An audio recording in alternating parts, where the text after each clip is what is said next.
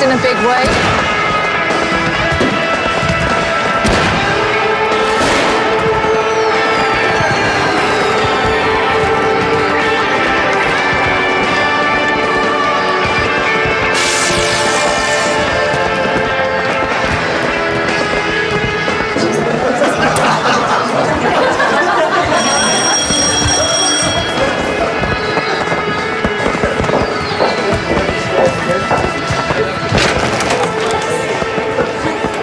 Barnaby.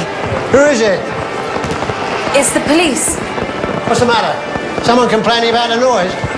No, we're not here about that. I was going to say, it's not easy to turn down the fireworks. I'm here to arrest your wife.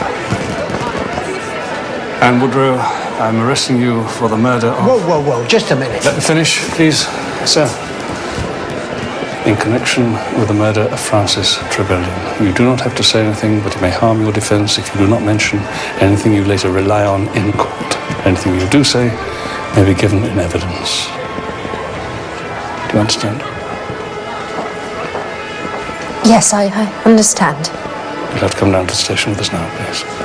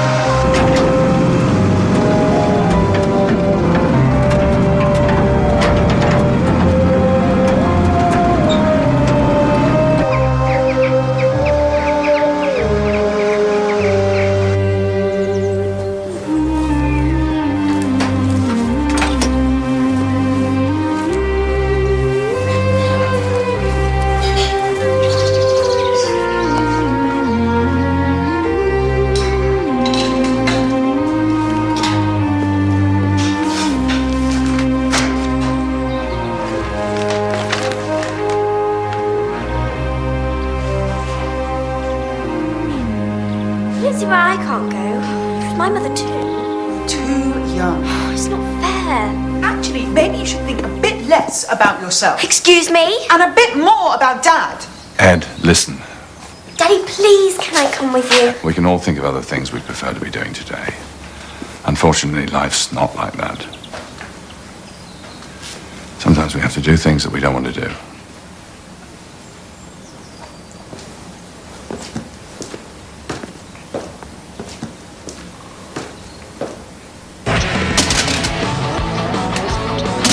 I'll meet you there, babe. Now, we can't be seen arriving together.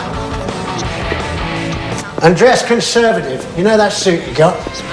Yeah, that's the one.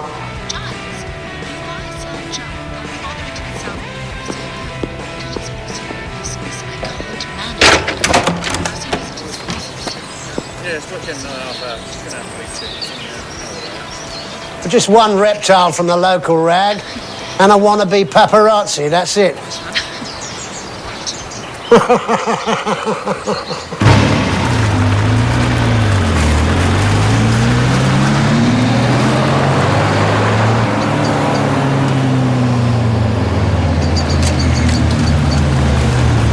Mr. Woodrow, costed appetite. My wife says she's innocent, and that's good enough for me. Yes, but... That's all I have to say. Well, can you just tell us, please, how it's affected your... relationship?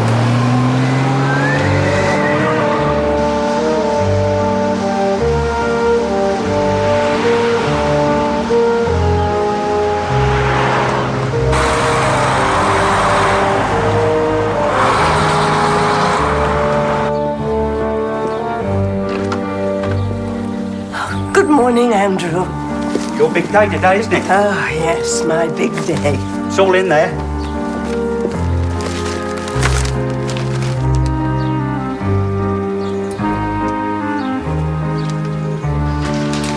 Right, we're off now. Hope it goes okay. I'm gonna make an enemy or two, whatever happens. See you later. Bye. Come on, Danny. Can you take your time somewhere? Bye, Danny.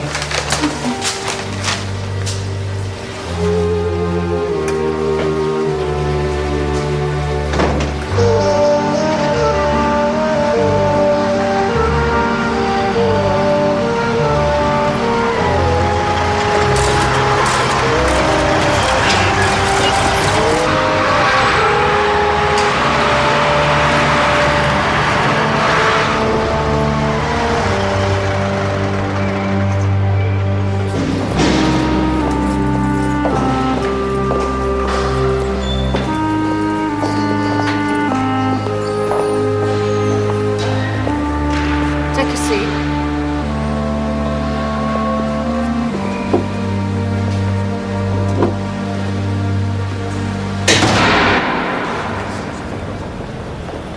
So what are we talking about? An accomplice? It's possible. There's a lot you get back from us, a lot we don't know. May well be someone should be up there with her in the dock. Just play it by ear, then. Yes. Anything strange, someone making a lot of eye contact with her, anyone a bit shifty and nervous, make a note. And you better keep an eye on the victim's husband, John Trevelyan. He's denied any relationship with Annie, but I'm not sure I believe him there. Got a rock-solid alibi, of course. She definitely had the hots for him, though. Had the hots? Yeah, that's the general consensus. Oh, please. He was the husband of my old school friend. Annie, we need to be able to trust each other. I've told you what I was doing there that night. If you can't explain it to the court, then I will. And when they suggest that you're a deluded, obsessive stalker who'd stop at nothing, including the murder of an old school friend, to get what you wanted... Don't you?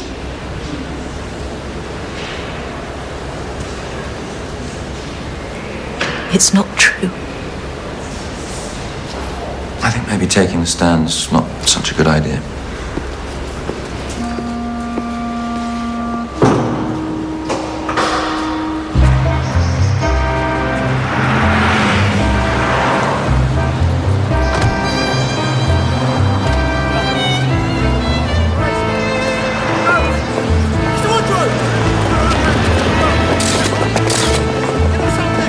Nice car.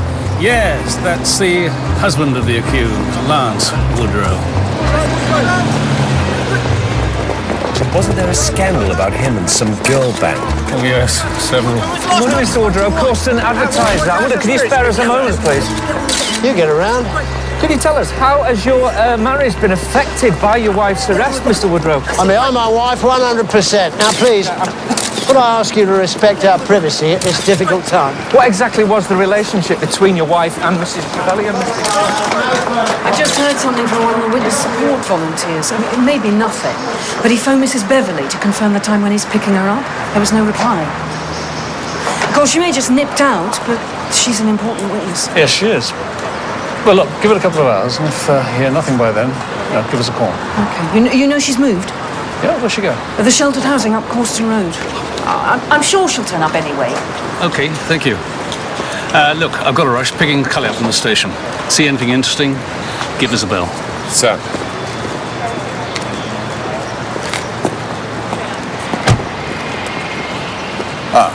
Let me introduce you. Mr. Barnaby. Mr. Trevelyan. Could I introduce my daughters Sophie and Ed? Yes, I remember. And this is my mother, Gwen. How do you do? How do you do? Well, I hope it won't be too hard for you all. They're getting rid of me for the day. You're too young. It's not because I'm too young. It's because I don't believe Annie murdered Mum. And they're afraid I'll say so. Happy now? Come along, darling.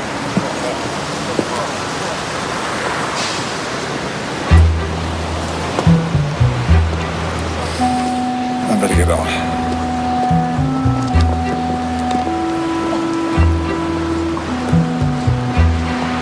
Bye, Mr. Barnaby.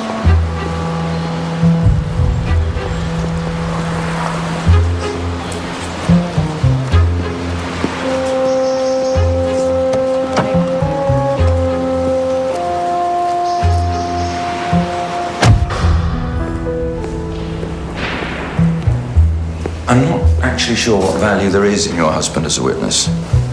I'll leave it up to you. Well, he wanted me to let you know that although you won't actually see him until he testifies in court, he is out there in the lobby nearby.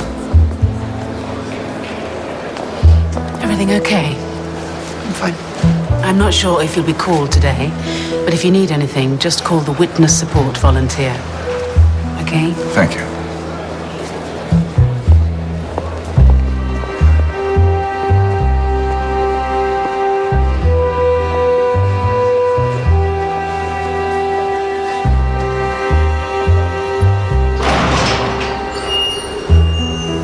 All right, Mrs. Woodrow.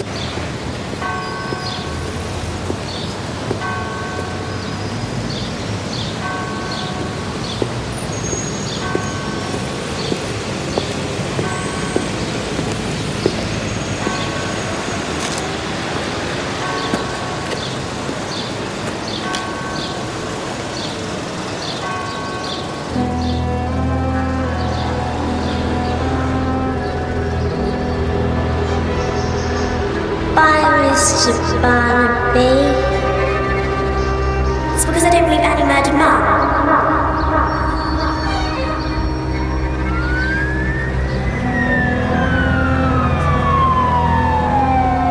Have you told her? No, I haven't told her anything. But I think she knows.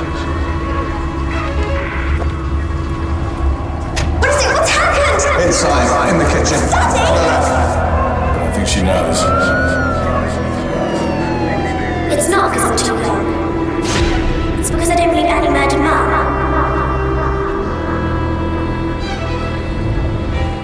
The next train to arrive at platform 2 will be the 10:12, calling at all stations to Midsomer Hall.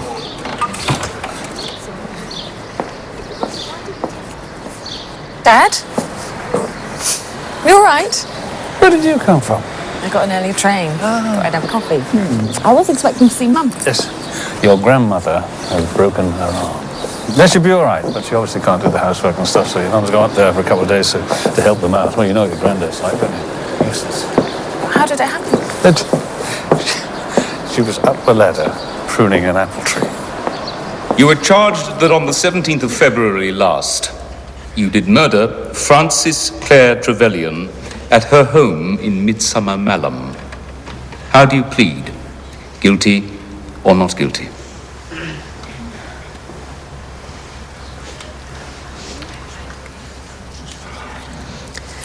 Not guilty.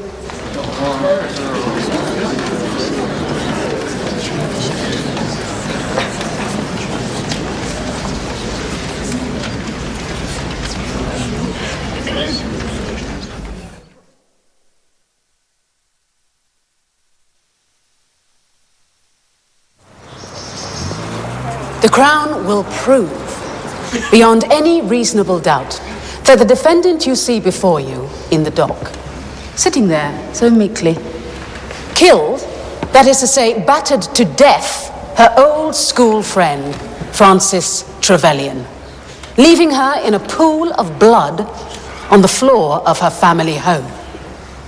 The reason? Because she wanted Frances's husband.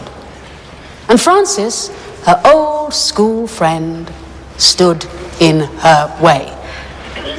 But not only did the defendant kill her friend, thus depriving John of his loving wife and their two young daughters, Sophie and Ed, of their loving mother, she then went on to compound the crime with sickening hypocrisy. Under the cloak of a supposed friendship, she moved in on her target, John, to comfort him in his grief. Day after day, with little hugs and physical gestures of support, gradually sinking her claws deeper into the shattered, vulnerable man. Her intention? To manipulate him into her own arms. I could rise about 6, so I shouldn't be late. Oh, your mother's left us one of her casseroles. Ah, great. Yes. Hey, there's also Taj Mahal. You never know. Yeah. No, is she not? Okay, I'll check that out. Thank you very much. Got to round up a witness. Would you believe they'll love you and leave you? Is that the Annie Woodrow case? Yes, it is. So she didn't change her plea at the last minute then? No, she did not. Do you remember that? Yeah. You always said you thought she'd plead guilty eventually. See you. See you, Dad.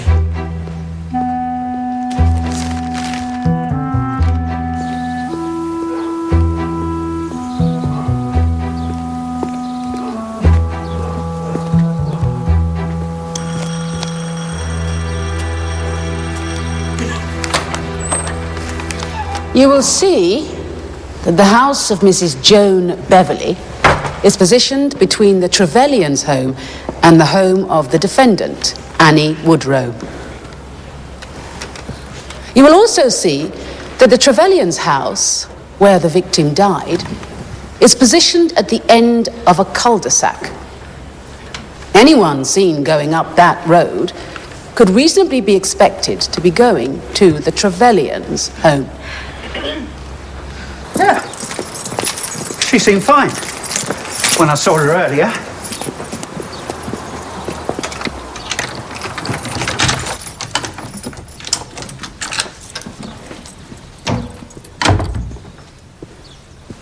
Mrs. Beverley?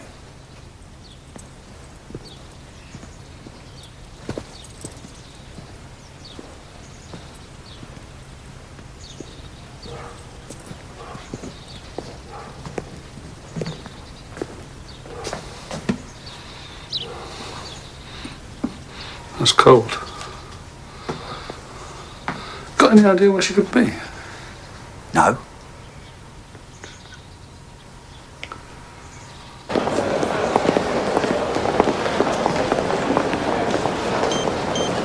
Come on, I suppose we should get something to eat.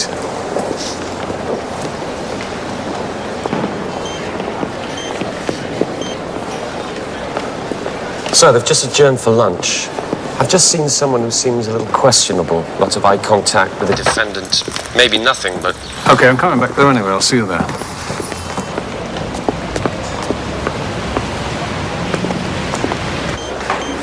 Ben Jones, isn't it? CID. That's right. Mark Thomas, Corsten advertiser. I was wondering, is there any particular reason why you were in court today? Seems a bit unusual. Cut and dried case. Just keeping an eye on things. Excuse me.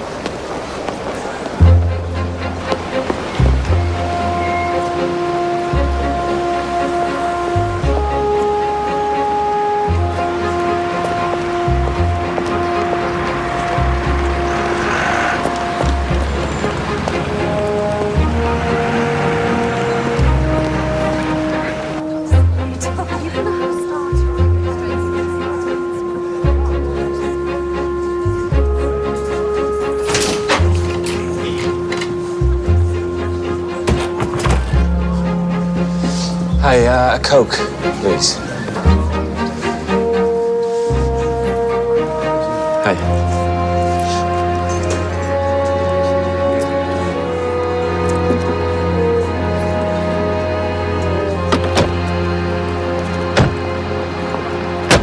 We were starting to get worried. Terribly sorry. The witness support volunteered. But don't you remember, it was all arranged. I know it was mentioned. Well, you're here now. I'm so sorry. Oh, Mr. Barnaby. You made it. So you haven't been looking for me as well. God, what a nuisance I am. Oh, and my cushion, Jamie, don't forget the cushion. Lower back, the coccyx. If you'll pardon my French. Doesn't look like she'll be called today, anyway. Yes? Sir, I've just had a few words with this woman I mentioned. I think she might be worth talking to. Where are you now? All right. So you managed to get the star witness here, then? Right, on my way. I'm just wondering why Corsten's CID's all over the place. That Ben Jones was in the gallery all morning. Seems a bit odd, don't you think? Probably just making sure the witnesses turn up. The thing is, we have to weigh up just how much any evidence is actually going to benefit our case. I'm testifying. End of story. Hi there. Jamie? Talk to you later. Look, I didn't mean to interrupt. I just wanted to say that I'm sorry about... It's just that I gave a statement to the police and they're insisting that I testify.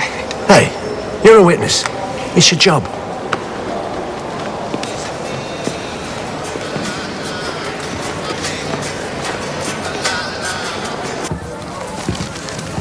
Another Coke, please. You're a copper, aren't you? I thought so. Where are you stationed? Must be Corsten. Are you connected to the case? Yeah. Then you must know DCI Barnaby. And so do I. Talk of the devil. Prudence Plunkett. How very nice to see you. I thought I might bump into you. Will you have a drink? I will indeed, yes, sir. Small scotch, please. So this must be your sergeant? It's Constable. Not for too long, I'd have thought. We were just having a wee chat about Annie Woodrow. Do you have a professional involvement with the case? No. I offered to be a character witness, but they dithered rather, so I'm just here to show a bit of support. Jones, Prue here is a clinical psychiatrist, usually the expert witness. Oh, of course. You know Annie Woodrow very well, don't you? Through Elder Aid, she was a helper, and of course I knew Francis from the committee. Do you know the Trevelyan children? Yes. I think Ed's probably handled the grieving process better than her sister, but it's a terrible thing for any child. Why do you ask?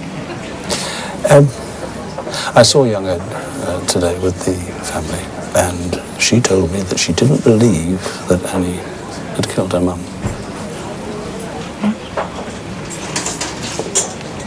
Something I meant to ask you. Did you know that Annie Woodrow was planning to move away back to London before it all happened? No, I didn't know that. Did she say what? She didn't have to. It was obvious. She wanted to avoid seeing John. She told me about her plans just a few days before Francis's murder. As she was going to give up her involvement in the charity because she'd be spending more time in their London home. I didn't think it was particularly significant at the time, but now I think it may have been. Whatever, it looks like Annie's really up against it now. Largely due to your evidence-gathering skills. Were you always 100% sure of Annie's guilt? Yes, sort of. Is that a past tense, I hear?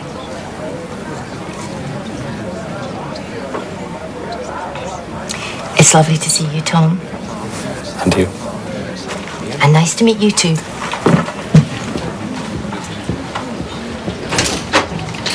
What was that about? The whole case against Annie Woodrow supports the idea that she was suffering from some unrequited love obsession. Why wouldn't she have planned to move away? Avoid all the heartache? Moving away to avoid all the heartache is the act of a rational person, Jones. Not that of an obsessive delusional. Anyway, it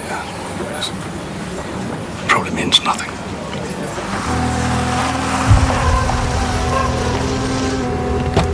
See you tomorrow. Bye. Bye. Say hello to your mom, Betty.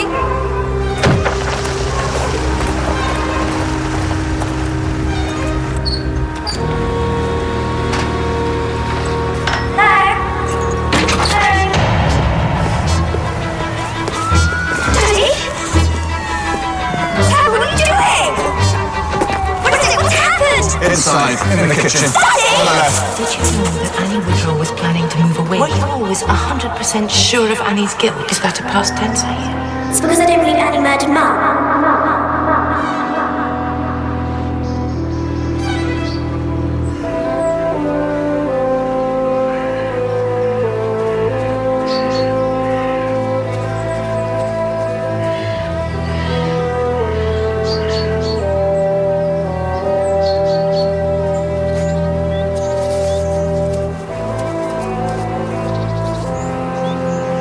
I think the plant needs some water.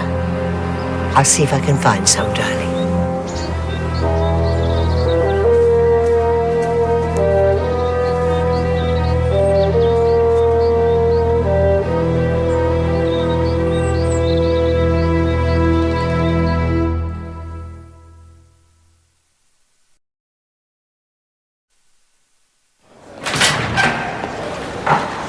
John Trevelyan. You'll be all right.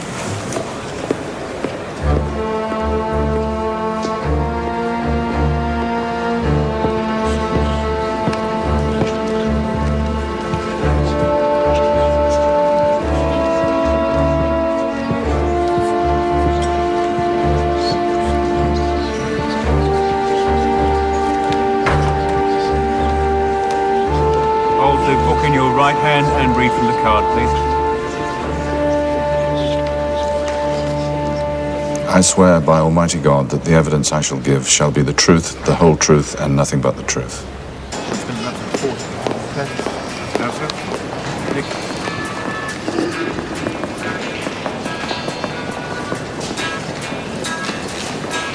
Mr. Trevelyan, could you tell us what you were doing before you arrived home that evening? I'd been working at the office. It had gone on a bit late. A meeting with my partner and accountant, just routine. And when the meeting was over, you drove home alone? That's right. Can you take us through, please? What happened when you went into the house? I walked through the front door. I'd parked the car in the garage. The lights were on, as normal. There was radio playing in the kitchen. So I just walked on through and...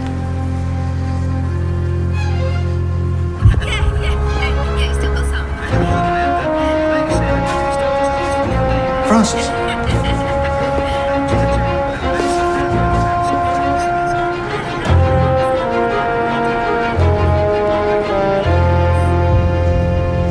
I felt for a pulse, but I knew she was dead. The injuries to her head were just... There were no signs of life. No. Now, moving on to your relationship with the defendant. Can you describe it for us, please? We were friends. Nothing more? Good friends, I thought. Quite. And can you tell us, were you aware of the defendant being attracted to you? Romantically or sexually? I suppose I wasn't sure. But you think she may have been? Miss Flint? Your Honor. You weren't sure she was attracted to you? I think we understand. No further questions? No questions. You don't wish to cross-examine the witness, Mr. Bramwell? No, Your Honor, we don't.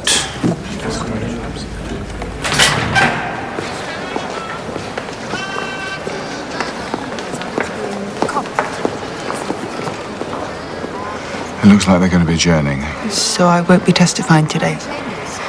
Let's go home.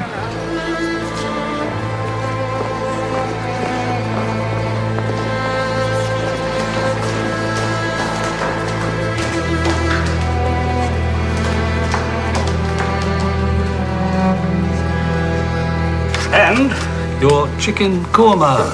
Dad, what are we going to do with this stew? Oh, Eric is very keen on those. Eric is the Labrador next door. So, Any word on how things are coming along at court? Oh, it's early days yet, but young Jones is keeping an eye on things for me. Really? So you think there might be more to it then than you originally thought?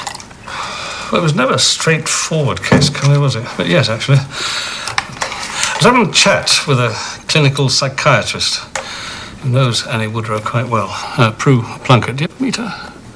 No, I don't think so. No, well, she told me something about Annie Woodrow, which doesn't square with how Annie should have behaved if she were guilty. You don't think she could be innocent? Well, all the evidence is still against her. Dad, do you think I could get a seat in the gallery? Yeah, I'm sure you could, yes. Yes, I'd really like to know what you think of her.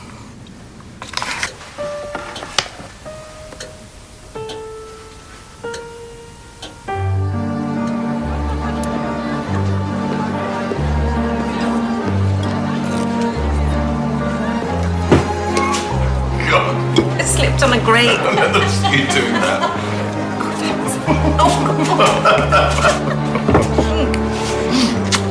Well, I think it's improved the taste. John?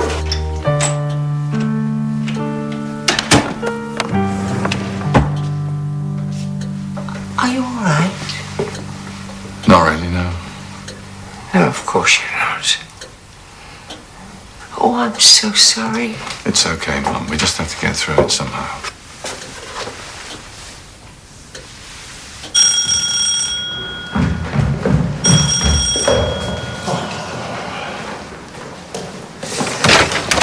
I'm sorry, babe. I just had to see you. I couldn't help myself. I just couldn't.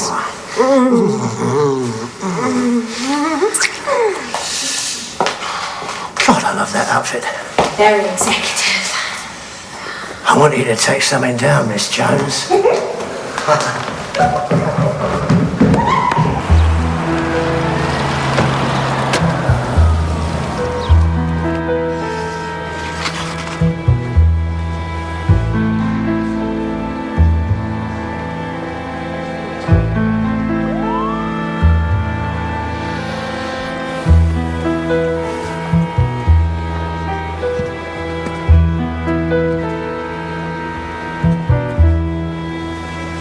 I don't suppose there was any post? Constable, you will be the first to hear. I have to say, I don't think Annie Woodrow is coming across as the most obviously guilty person. Yes, well, she's good at lying, Jones. She's done a lot of that. Still, there's always the niggling questions. Look, it's the phone by the body. The last number dialed from that phone was to Mrs. Beverley. The witness? The witness. She'd received a call round about the time of the murder. And Mrs. Beverley told us that Francis Trevelyan, who's the victim, was round at her house earlier that day trying to persuade her to use elder age charity services. So that could be what this call was all about. You think there was more to it? Mrs. Beverley said whoever was on the end of the line put the phone down without speaking. So it may well be that the killer was the one who disconnected it. No prints? No prints. It was about 7:10, and I was just letting my cat in through the sitting room window when the security light came on. It was Annie Woodrow. And in what direction was she going? She was going towards the Trevelyan's house. How did she seem to you? Was she walking casually? Could you tell her mood? But she seemed to be in a bit of a hurry. Can you remember what she was wearing? Well, I remember she wasn't wearing a coat or gloves because it was rather cold at the time. That's why I remember. And can you now tell us about the phone call that you received later that evening? Well, whoever it was didn't say anything. They just put the phone down. And what time did this happen? It was at about 7:30. And did you do a 1471? Well, yes, I did, because I find those sort of calls a little unnerving. It was a local number. I recognized it. The Trevelyan's.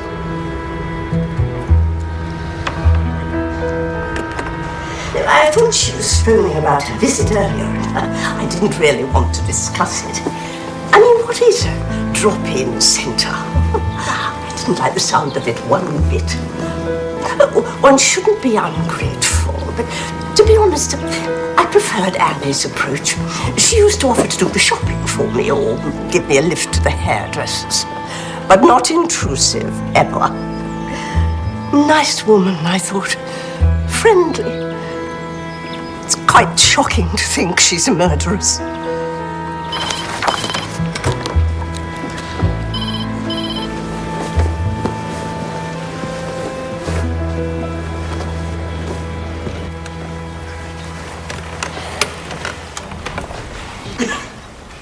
Do you wear glasses, Mrs. Beverley? Occasionally. Occasionally. I notice you're not wearing them today. That is correct. Well, we're not talking about reading glasses, are we? Your optician issued you with glasses because your sight's defective, but you only occasionally wear them. That's right, isn't it? I was wearing them that night. Are you sure? I'd been watching television, and I was alone. I'm less vain when I'm on my own. I didn't know the Trevelyan's very well. Certainly wasn't aware of any enemies. I'm sure I told you that at the time.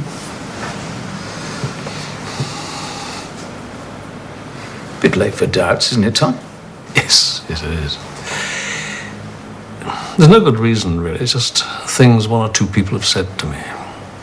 Prue Plunkett, in particular. Prue? Yeah. Of course, it won't count as evidence. I mean, it's just her opinion, but... She's no fool. No, she's not. Look, George, I've been through all my case notes, and I can't find anyone with anything approaching a motive apart from Annie. No one. My mother was too nice to say anything, but you could tell she hated it. Your mother was aware of the defendant's obsession with your father? Oh, yeah. She only ever came round when my dad was there. It was obvious. In what way, obvious? She was all sort of shy and little girly. Her big doughy eyes acting like some stupid teenager. It was creepy.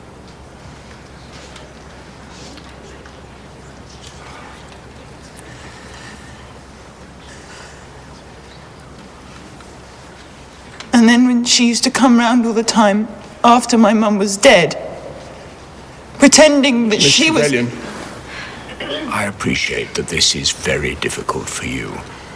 But in a court of law, witnesses are asked not to express their opinions, simply to describe what they've observed.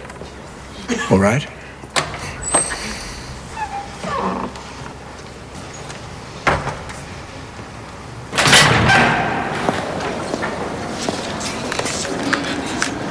Jamie Cranmer.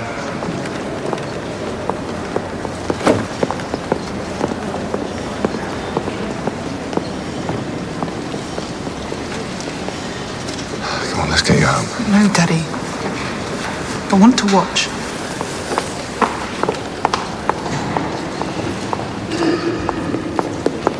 Mr. Cramner, you knew both the defendant, Annie Woodrow, and the victim, Francis Trevelyan. That's right. I'm an antique stealer. I supplied some of the furniture for Lance and Annie Woodrow's home. And the victim, Francis Trevelyan? I've known the Trevelyan's for a lot of years, socially, through the village. And were you aware of any atmosphere, any tension between the defendant and the Trevelyan's prior to Francis Trevelyan's death? I'm not sure I'd say tension exactly. What would you say? Did you have any impression that Annie Woodrow was physically attracted to John Trevelyan?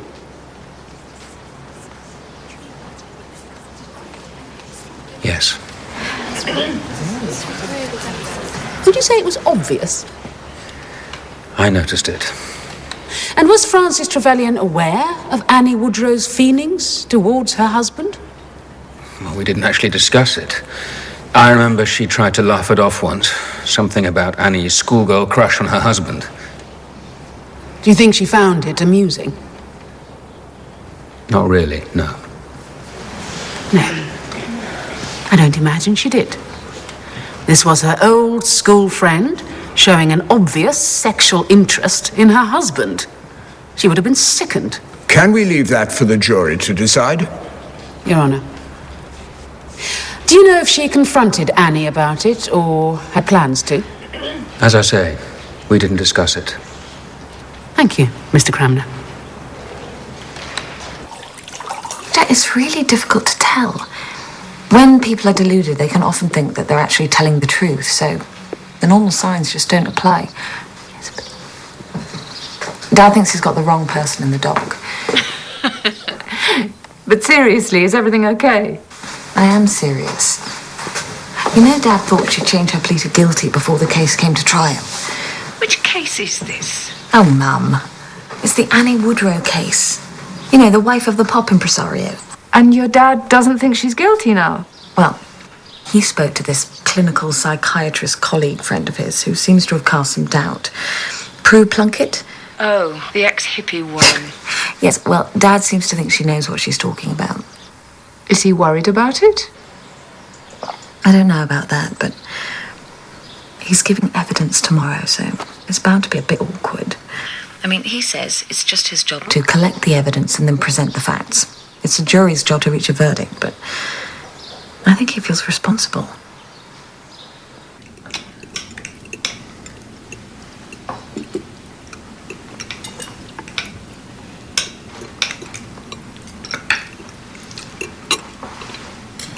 Mummy was quite a difficult woman to love, wasn't she, Daddy? Where's this come from? She was, though, wasn't she? Relationships have their ups and downs. But we all loved Mummy very much. Okay. Meaning, eat your supper and shut up. Why did you say you think Annie's innocent?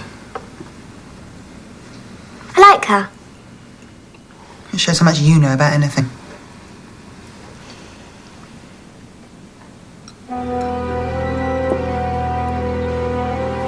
The Crown will prove, beyond any reasonable doubt, killed, that is to say, battered to death, she wanted Frances's husband, John Trevelyan. It was a local number. I recognised it. The Trevelyans.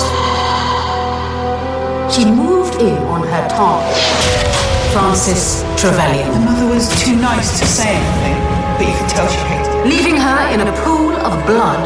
It was Annie Woodrow. Annie Woodrow. We were friends. Friends? Good friends, I thought. Romantically, sexually.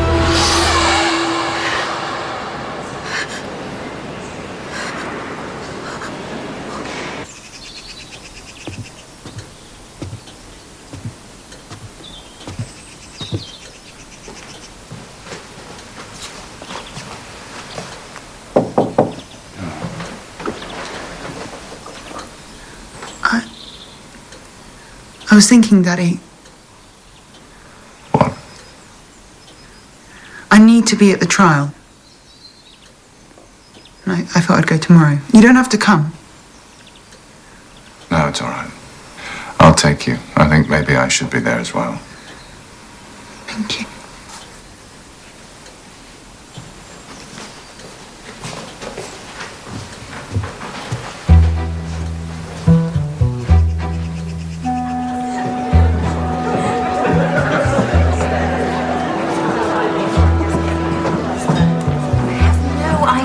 What you're talking about. Yes, you do. You know perfectly well. Look, I understand that you think your dad is wonderful and godlike. I mean, he's your father, it's natural, but not everyone in the real world feels the same.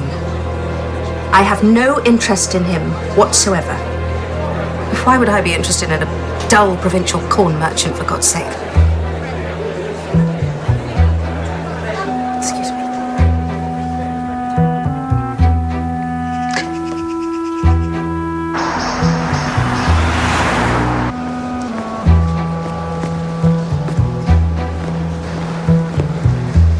Hi, George. Any developments? No, nothing yet. Anything happening? Not really, sir. The antiques dealer, Jamie Cramner, showed up. A bit odd hanging around after you've given evidence. He's a bit of a womanizer from what I've heard. There's no chance he could have been involved. What, with Francis or Annie? No, he's got an alibi. Can't work out that Lance Woodrow either. Has he got an alibi? Has he? He had the entire girl band Hidden Agenda recording at his home studio all that evening. Do you know where Prue Plunkett is? I think she's outside.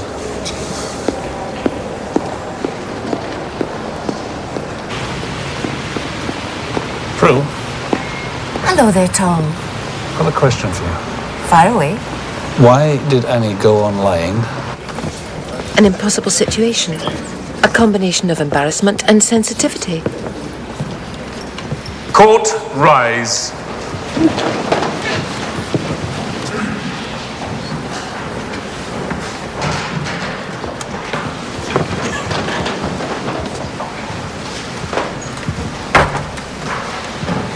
You know, the court should hear your thoughts. Funnily enough, the defense has finally asked if I'd be a witness. Have they? That's good. Do you know the judge in this case?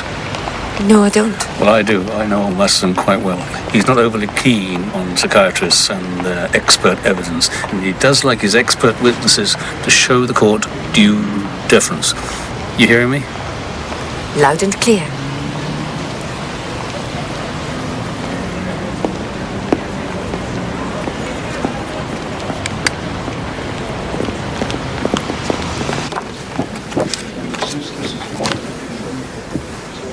The body was on the kitchen floor, as you can see.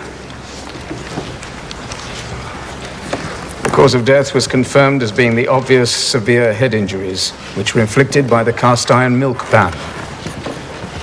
Time of death? 7:30 p.m., give or take half an hour.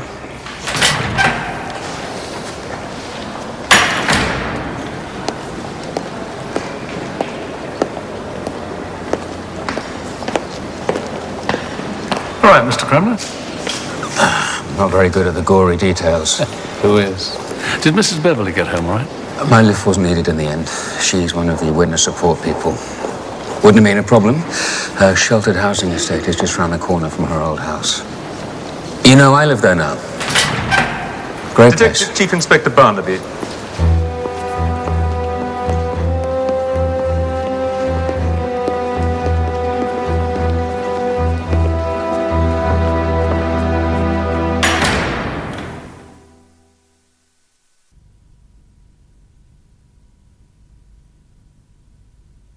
Can you explain to us why your suspicions first fell on Annie Woodrow?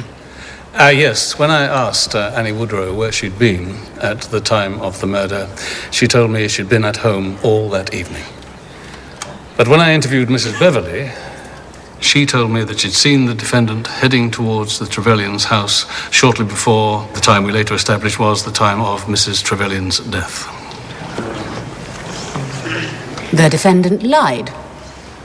And when I confronted her with this apparent contradiction, she told me I'm sorry, I've forgotten. she'd forgotten about the visit to the Trevelyans because she'd been drinking that evening and her memory wasn't clear.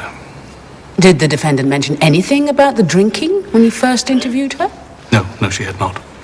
So she changed her story. Yes.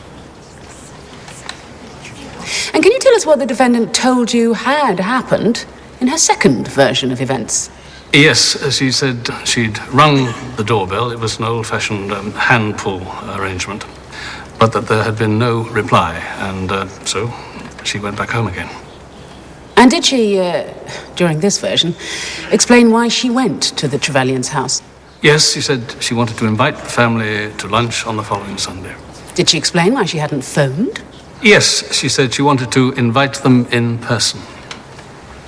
Oh, I see.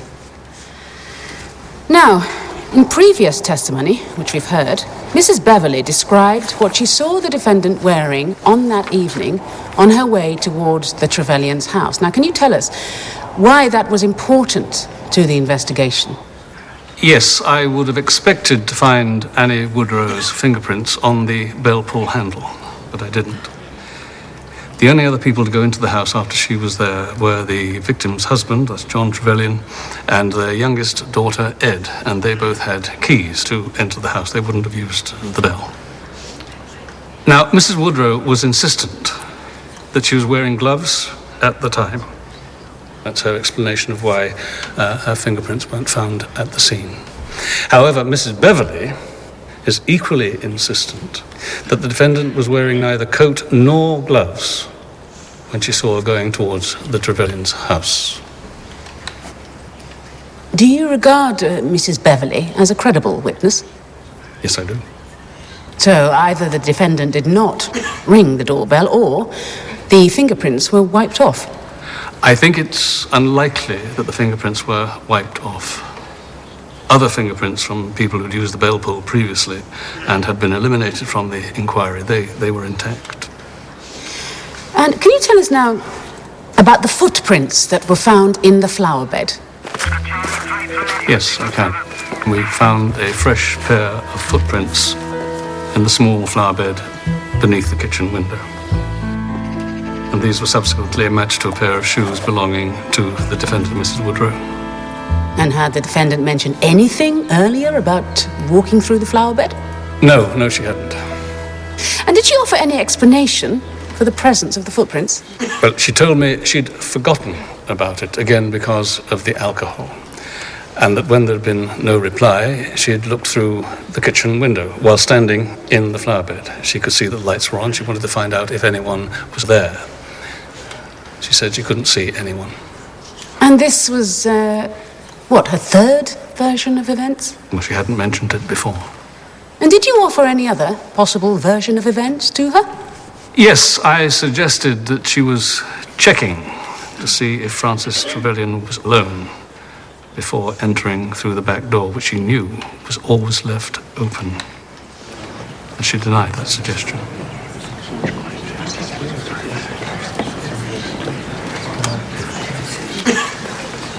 Tell us, Chief Inspector, did it ever occur to you that the defendant could have had gloves in her pocket and put them on after she'd walked past Mrs. Beverley's house, when she started to feel the cold, for example?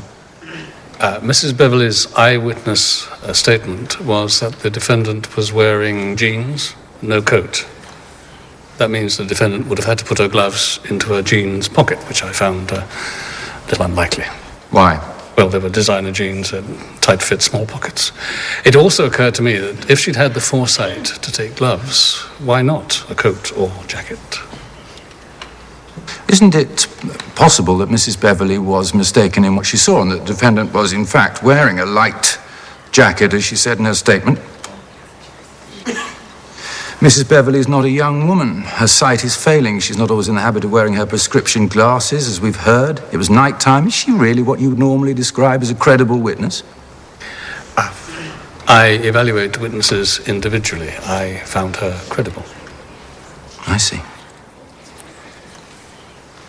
Moving on now to the question of whether there was anything to suggest that the defendant had actually been inside the Trevelyan's house that evening. Now, the fact that there was forensic evidence that she'd been to the house previously is not incriminating because she admits that she'd been to the house several times in the weeks prior to the night in question. Would you agree? Yes. So was there any evidence whatsoever, forensic or otherwise, that the defendant had actually been inside the Trevelyan's house that evening? A yes or no will do. No. Sorry? No. No. So, no evidence that the defendant had actually been at the scene of the crime at the time it took place. It went well, didn't it? Well, we may have raised one or two doubts, but we still have to account for your frequent changes of mind. It's very damning evidence. I told you I'd been drinking. I told you. I think maybe we should have cross-examined John Trevelyan. Maybe we should try to recall him. No, you're not putting John on the stand again. Don't do it. I have to say, Annie, that your consistent denial that you ever felt anything for John Trevelyan is making you look dishonest. It's not helping. Nothing happened. How many more times do... I want to call Dr. Plunkett as a witness. Prue? Yes, I think she can help. And don't tie my hands on this one, Annie. Will you please let me do my job?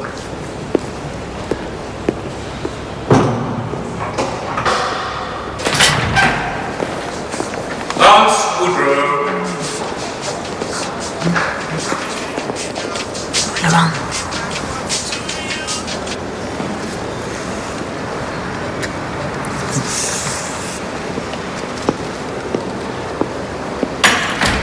Mr. Woodrow, what were your movements that evening? What were you doing? I was involved in a recording session at my home with the popular music group Hidden Agenda, who I manage.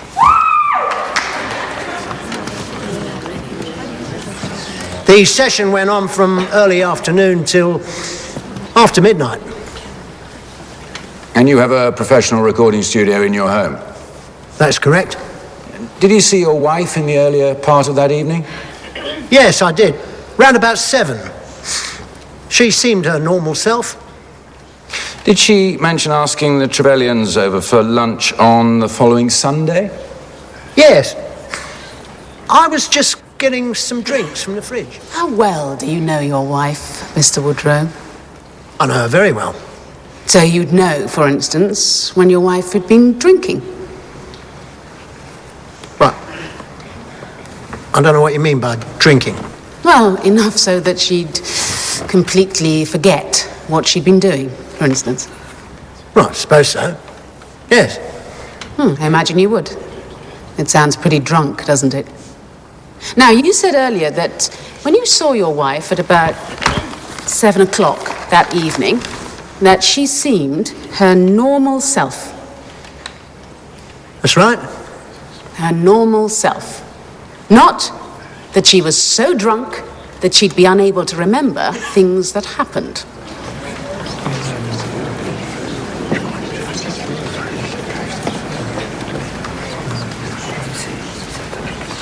And his father was in Oxford. That's right.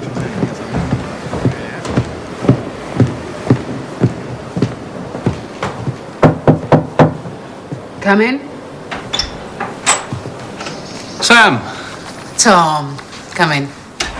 Thank you. What can I do for you?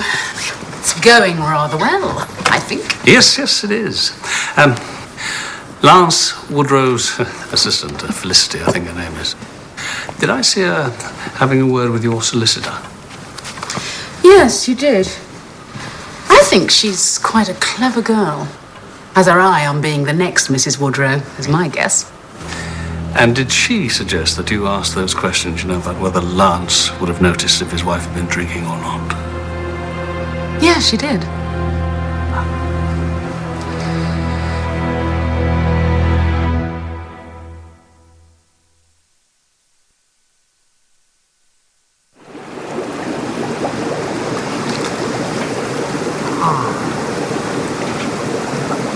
They say it's a no-fault divorce.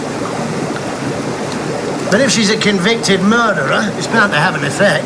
Well, she can't claim any expenses in Holloway, can she? That's right.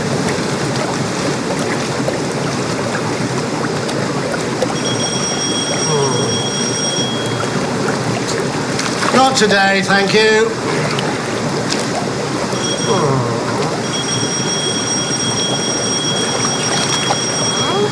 That's Barnaby.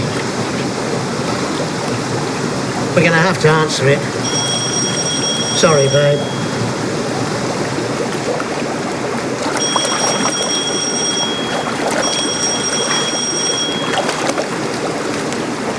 Oh. Trying to look businesslike.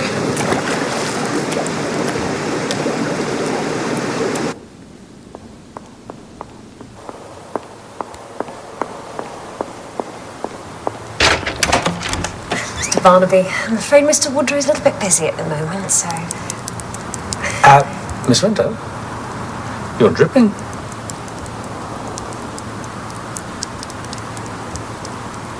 I had a little shower. Anyway, it's you we actually want to speak to. May we? Thank you. Me? What? Why? Just a couple of questions we wanted to know. Felicity, why do you think Lance Woodrow asked you to suggest to the prosecution lawyers a line of questioning about his wife's drinking? I don't know. So he did ask you to do it then? We'd like to talk to Mr. Woodrow now, please.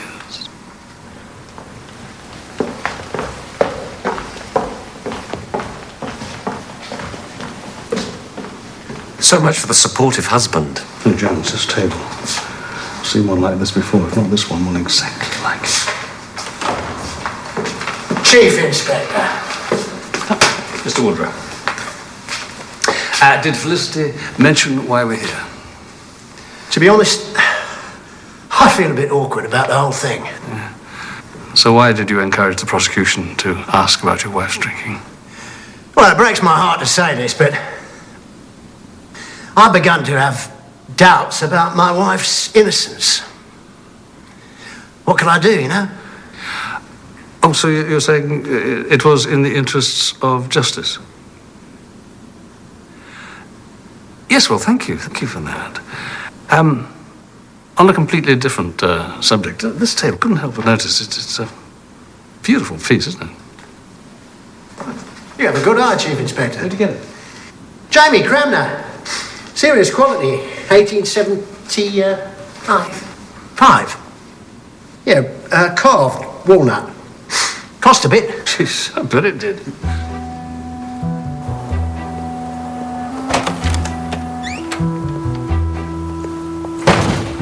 I know where I've seen that table before. And the vases.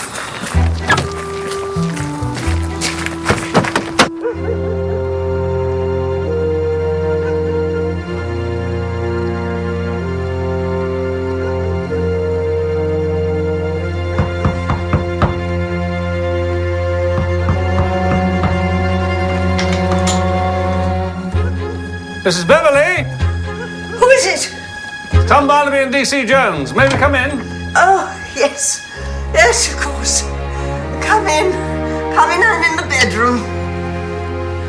It hadn't registered before. All the antiques she had in her old house, they've gone.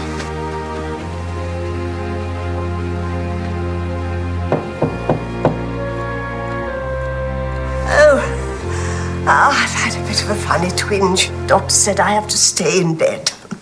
Angina. Oh, the old pearly gates are on the horizon, I'm afraid. But then, I never thought I'd get this far. What can I do for you? I'm sorry, this appears an odd question, but you know that lovely furniture you had at the old house?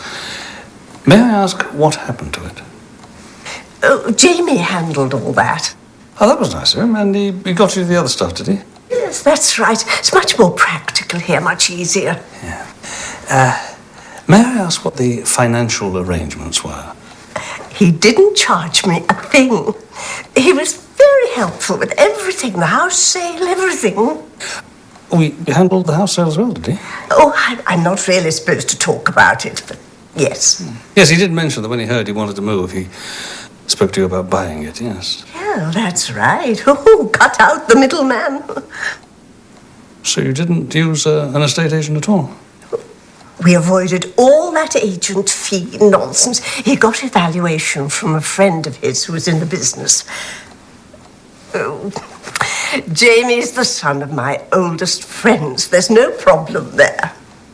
Now, you won't mention this to anyone. Well, no, of course not. Not if you don't want us to. No. The capital appreciation tax and the multiple stamp duty issues. Avoided it all.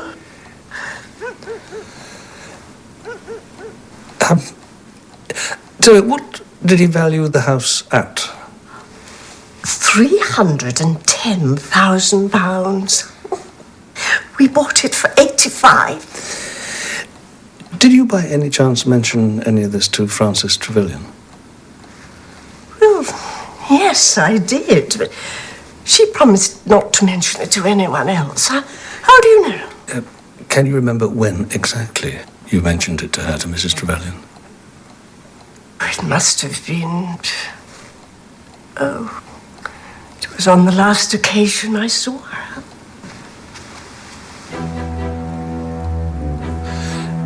Would you excuse us for a couple of minutes?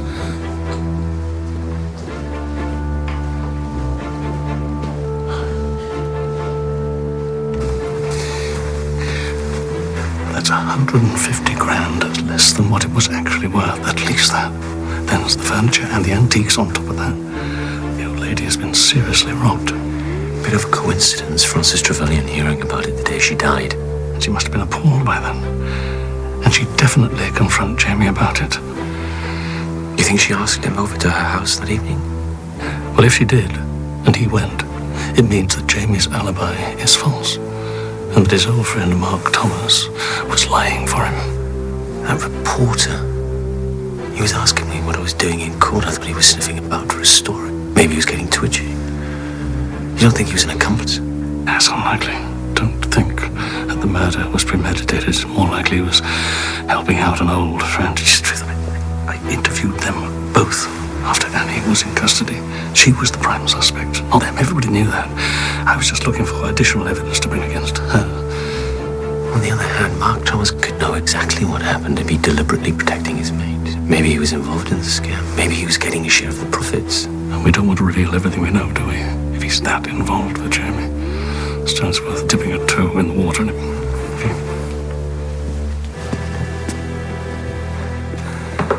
Mrs. Beverley, did Frances Trevelyan ever say anything about discussing the house sale with Jamie Cramner? You're suggesting Jamie was diddling me. Mrs. Beverley, those things you mentioned Jamie talking about, capital appreciation tax, multiple stamp duties, it's gobbledygook. That's your considered opinion, is it, Sergeant? Constable, look, there was no good reason for you not to talk about the price. He just didn't want anyone telling you how much it was really worth. His parents are my closest friends. It's all right, Mrs. Beverley, but let's leave it. And why are you asking if Francis spoke to him? We're not sure. You know, he asked me not to mention it again when he gave me a lift to court. Why would he do that?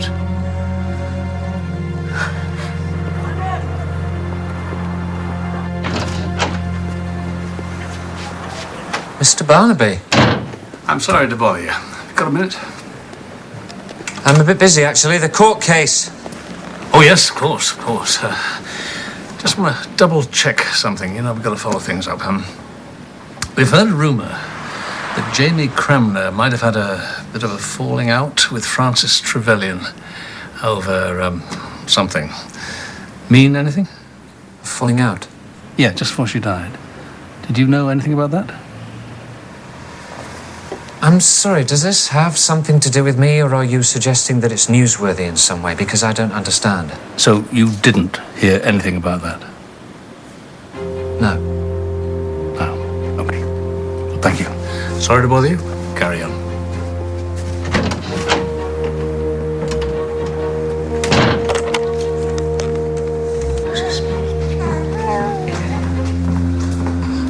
Mark Thomas.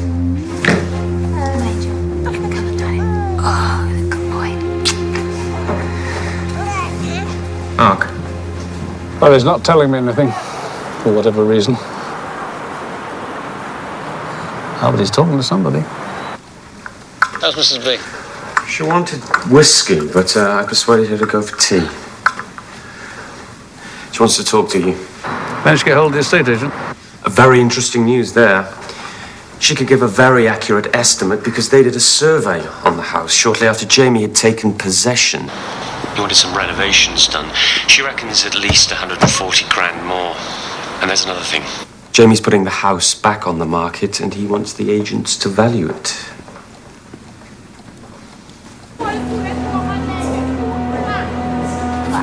coach. I saw him out. But Francis and the girls are still here, and he's definitely gone. He was in rather a funny mood, actually.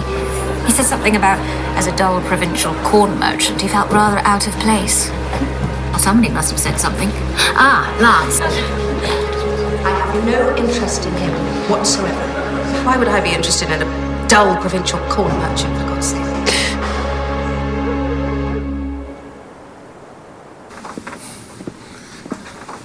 Now, I'm concerned about this, about Mrs. Beverley. He may try to get to her. She was safe as long as she was a vital witness against Annie. Now she's a liability. This place is totally insecure. And we're going to have to persuade her to move somewhere else. A safe house, nursing home, somewhere like that. Should be interesting. Out of the question. It's just temporary. I can talk to the doctor. I'm going nowhere. Mr. Barnaby, do you really believe Jamie is the murderer? Well, how are you going to expose him? Well, that's why I want to move you. So I think it'll take a little time. Why, if you're sure it's him?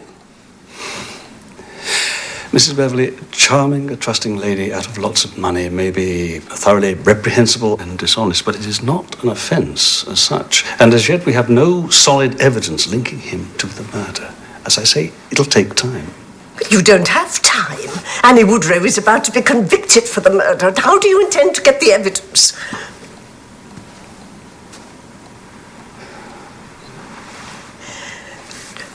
Do you really think there's a chance Jamie might try to do me in? Oh, don't you worry about that, Mrs. Beverley. I'll warn him off. Maybe you shouldn't.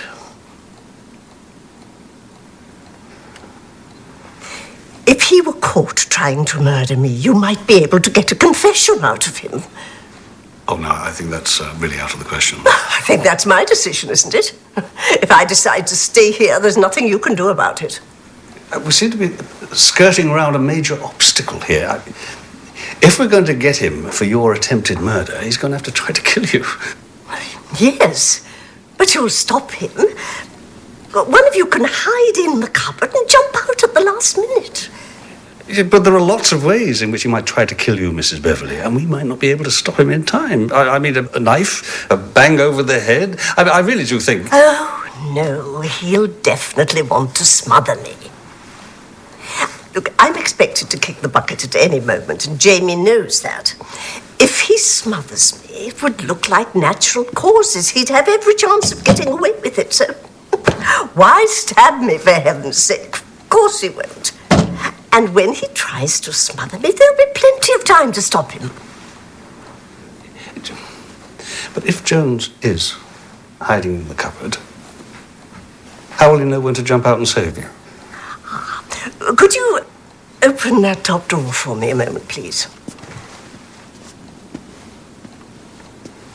That's the one. Now, can you pass me that can thing with the horn?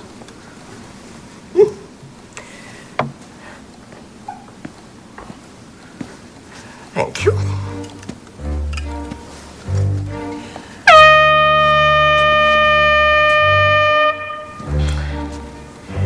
That'll be the sign.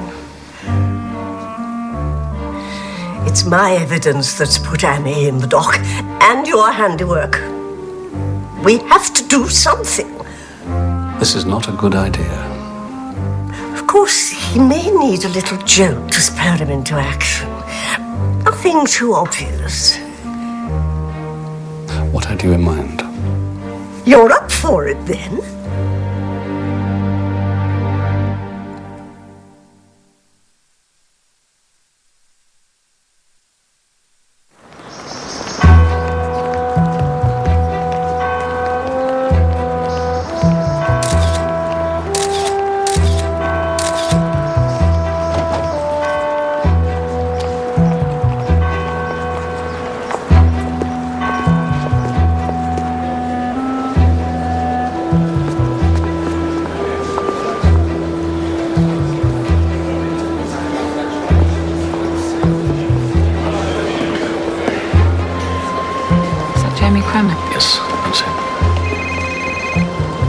Is that Jamie's phone?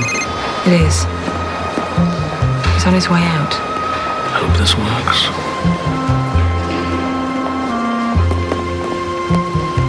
Hello? I've just had a call from Mrs. Beverley. She said that she'd heard that we were moving and she was asking what the asking price was. Jamie? Well, what did you tell her? Well, I didn't tell her anything. I just said that it was early days and that you were dealing with it. She wants you to call her. What's going on, Jamie? Court, right.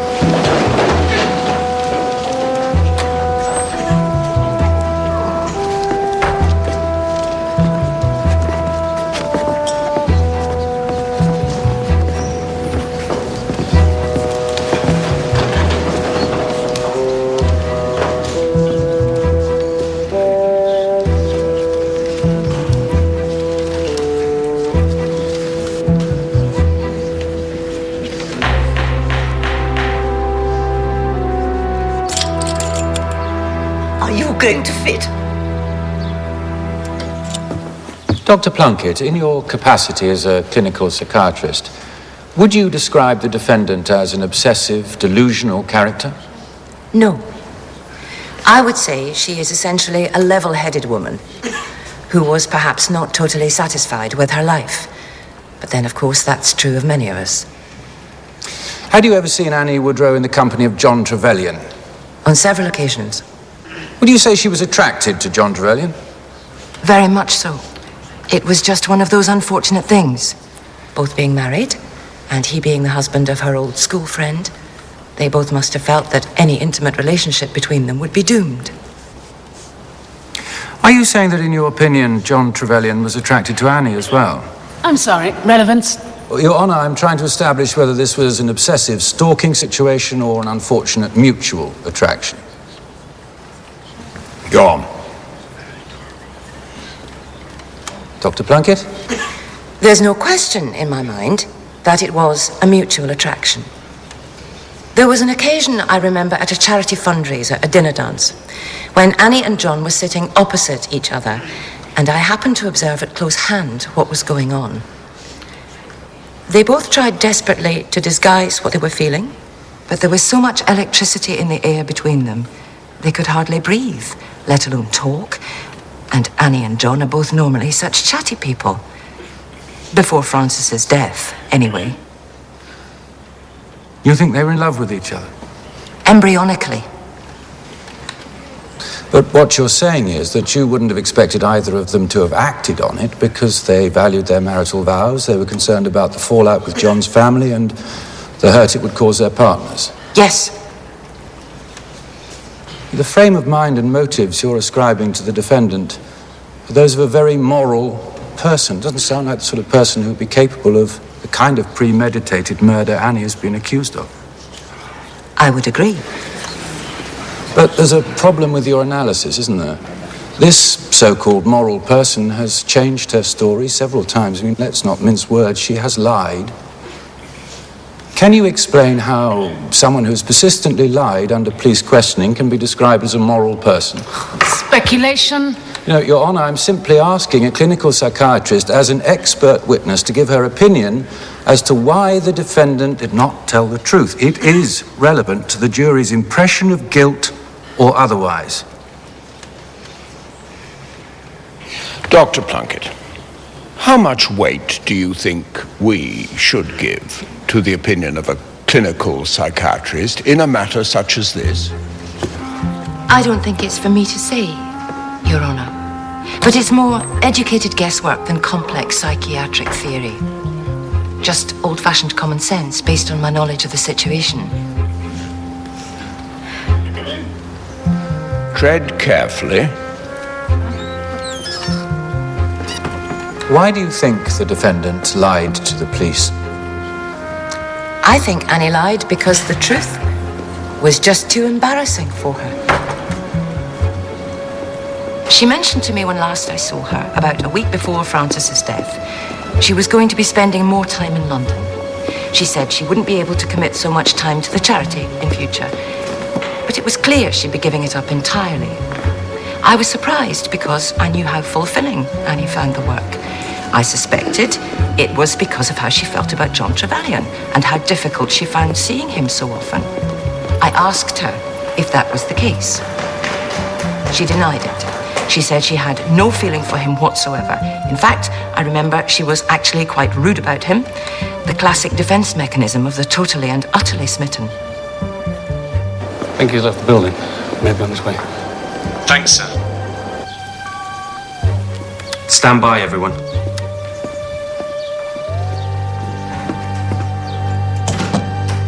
Why do you think Annie Woodrow went to the Trevelyans that evening? I think she wanted to say something to John before she left. Maybe something had happened between them. I don't know. But I think she was hoping to find him alone. The garage doors were probably shut, so she couldn't see whose cars were there.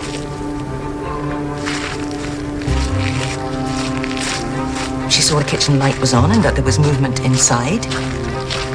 She tried to see who it was through the gap in the curtains, hence the footprints. My guess is she saw that Frances was in on her own, which was not what Annie wanted, so she went home. If Annie had told the police she wanted to talk to John on his own, it might, however unjustly, have implied his involvement in some kind of affair. And I don't think she could bear that. Anything happening? Negative.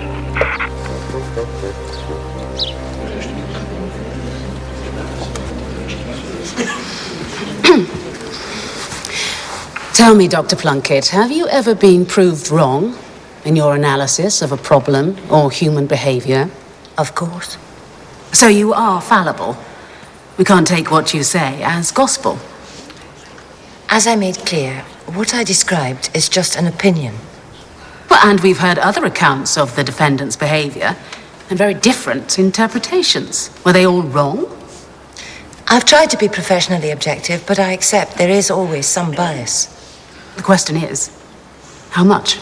I'd like to turn now to your imaginative story of what might have happened that evening. I see white male approaching. A version that not even the defendant has come up with. But then who knows? Perhaps she'll change her story yet again. But courts of law deal with evidence, not fanciful speculation invented by friends of the accused. So can you tell the court if there is one single piece of evidence, solid evidence, to back up your extraordinary version of events? Who's there? Who is it?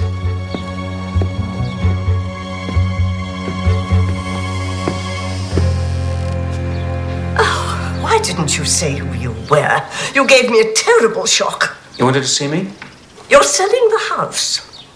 We're exploring various possibilities. Jamie, I know what the asking price is. It's a lot more than you paid me. It's gone up in value. I found out exactly what a fair price would have been for it 10 months ago. You've shortchanged me by £140,000. You were perfectly happy with the price at the time. Well, I trusted you. £140,000, that's what I want. You'd be in serious trouble if I went to the police. And if you don't give it to me, that's exactly what I'll do.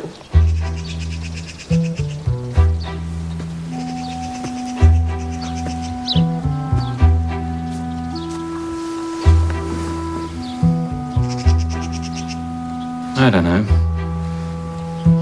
You try to help someone out, and this is where it gets you. You agreed a price, and that's it. Done and dusted. You want to tell the police or anyone else, go ahead. Do your worst.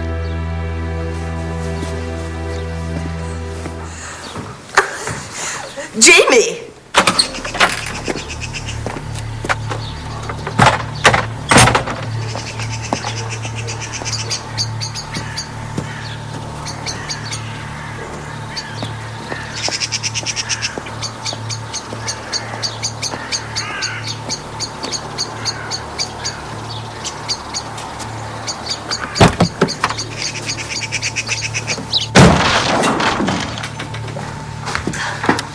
happening? Target is sitting in his car. Well, what's he doing? He's just sitting there. Hang on.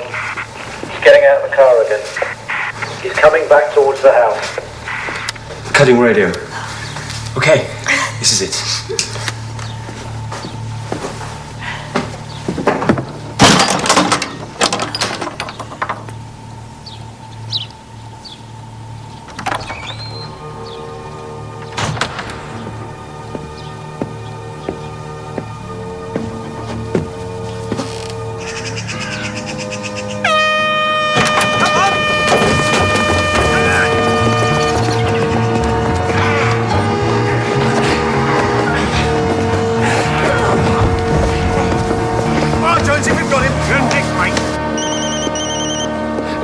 Yes?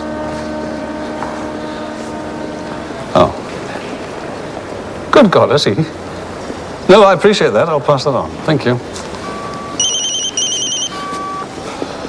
Yes.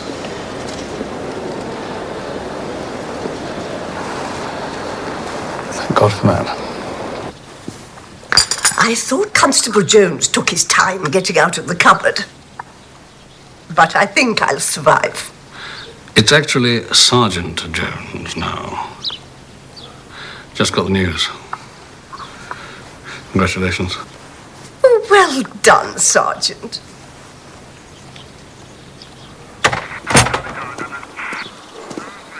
You know, if that little operation hadn't gone right, you could have kissed goodbye to Sergeant, and they'd have retired me on medical grounds. We'll be back to the station in about half an hour, with, we hope, another one. Let's bang him up until we get there, okay? What do you think happened that evening? Well, my guess is that Jamie Cramner arrived at the Trevelyan's house just after Annie had left. So Mrs. Holthouse... Frances let him in. She was expecting him. I think that she wanted to give him an ultimatum. Either he cancelled the arrangement with Mrs. Beverley and the house was sold through a neutral estate agent, or she'd tell the whole world what he'd been up to. The defendant on the day before the murder took place. Could you describe simply...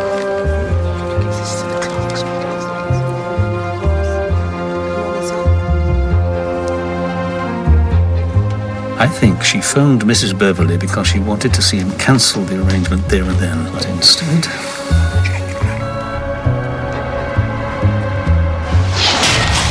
he killed her.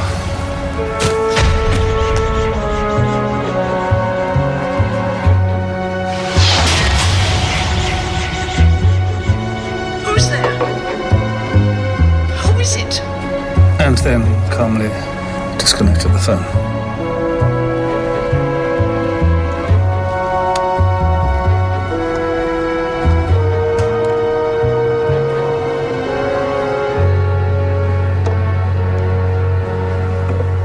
It appears that someone else has now confessed to the murder of Francis Trevelyan. In the circumstances, the prosecution have decided to drop all charges against the defendant. Mrs. Woodrow, you are free to go.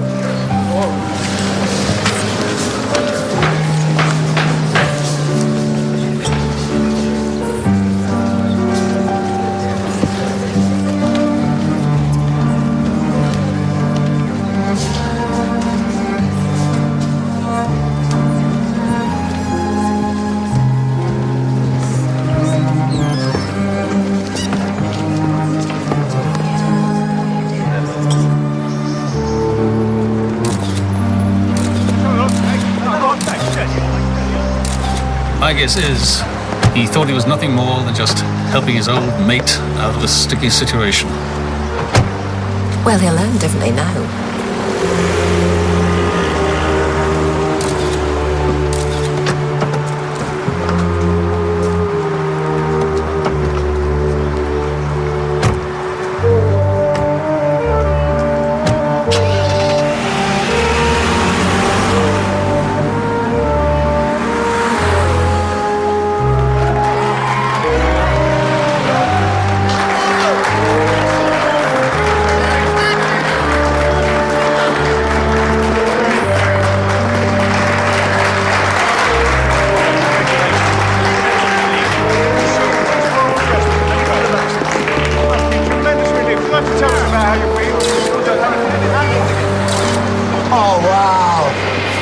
Fantastic! Didn't I tell you all she was innocent? This is a great day for justice. Come on, babe. I've got a car around the corner. Let's get you I home. think you and I both know that won't be happening.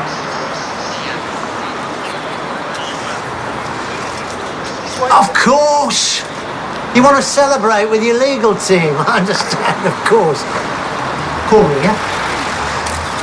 Nice one! Nice one! Are you going to be taking your wife away? So what do you do now? I don't really know. I'm so sorry. You have nothing to be sorry about. Oh, I think I do. You were very good to me after... Then when you needed help. You had your family to think about and everything else. Could we talk? Please, I just like to try and...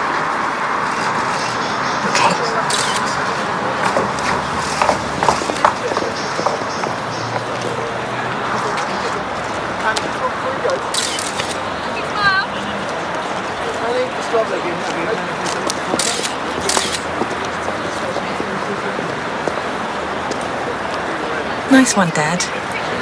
Oh, thank you. Cutting a bit fine, of course. I thought you were really impressive too. It wouldn't have made any difference without your dad's input. Oh, not too sure about that.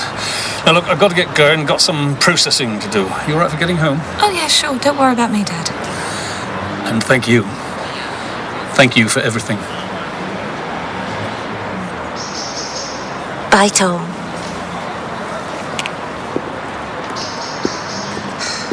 Love's a funny thing.